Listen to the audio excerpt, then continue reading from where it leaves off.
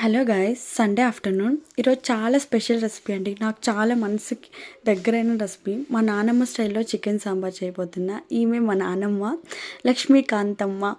చాలా స్పెషల్ మా నానమ్మ నా లైఫ్లో.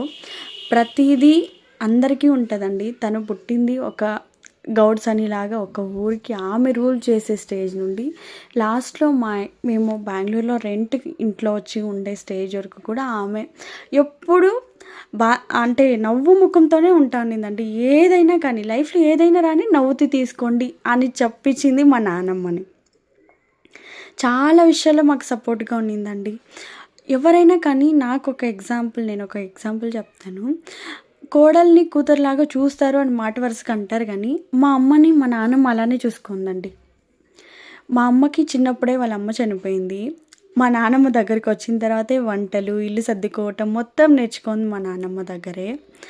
ఎప్పుడు చెప్పేది మా నాన్నమ్మ మా డాడీతో, నేను నీ ఒడిలోనే చనిపోవాలి, నువ్వు నా పక్కనే ఉండాలి నేను చనిపోయేటప్పుడు అని.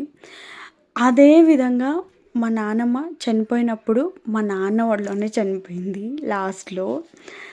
అది ఎంత దృఢంగా ఫిక్స్ అయింది ఆమె. మా నాన్న ఎంత బాగా చూసుకుంటే ఆమె అలా చెప్పింటుంది. ఆ దేవుడు అలానే ఇచ్చింటాడు. ఆమె వెళ్ళిపోయింది, ఇప్పుడు కూడా బాధే ఉంది, కానీ ఆ చిన్న విషయంలో కొంచెం సాటిస్ఫైడ్ నేను. మేము ఇంకా కొంచెం బాగా ఉండగలం మా నానమ్మని ఇప్పుడు నింటే అనిపిస్తుంది, కానీ ఆమె లేదు. ఆమె చేసే రెసిపీస్ ఎంత బాగుంటుందంటే ఒక ముద్ద ఎక్స్ట్రాగానే తింటాం, కానీ తక్కువ తినేవాళ్ళు ఎవ్వరు లేరండి. ఇంటికి వచ్చిన ప్రతి ఎవరైనా కానీ ఏమి తినిపించకుండా అస్సలు పంపిదు. ఏదో ఒకటి పెట్టి పంపిస్తుందండి. ఇంట్లో ఉందా లేదా అది సెకండరీ, కానీ ఆమె వచ్చిన వాళ్ళని ఖాళీగా మాత్రం కడుపు నిండా భోజనం పెట్టే పంపిస్తానండి.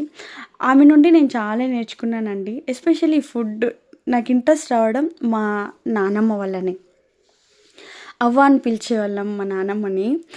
ఎంతమంది నానమ్మలు ఇలా ఉంటారో తెలియదు, కానీ నువ్వు జీన్స్ వేసుకో అని ఎంకరేజ్ చేసింది మా నానమ్మ ఫస్ట్ నన్ను. సీరియస్గా మా డాడీ కొంచెం స్ట్రిక్ట్ ఉండేవాళ్ళు అప్పుడు, కానీ ఏమవుతుంది నా బిడ్డ వేసుకుంటే ఏమవుతుంది అనేలాగా మాట్లాడేది మా నానమ్మ. చాలా అంటే చాలా సపోర్టివ్ అండి. ఇంకొక కోఇన్సిడెన్స్ ఏమంటే, మా నాన్నమ్మ జూలైలో చనిపోయినారండి. నా బిడ్డ జూలైలో పుట్టింది నాకు. తనని చూసిన ప్రతిసారి మా నాన్నమ్మే గుర్తొస్తుంది. నేను ఏ చేసినా ఫస్ట్ నా బిడ్డగా పెడతాను, ఎందుకంటే మా నాన్నమ్మకి పెట్టినట్టు ఉంటుందని.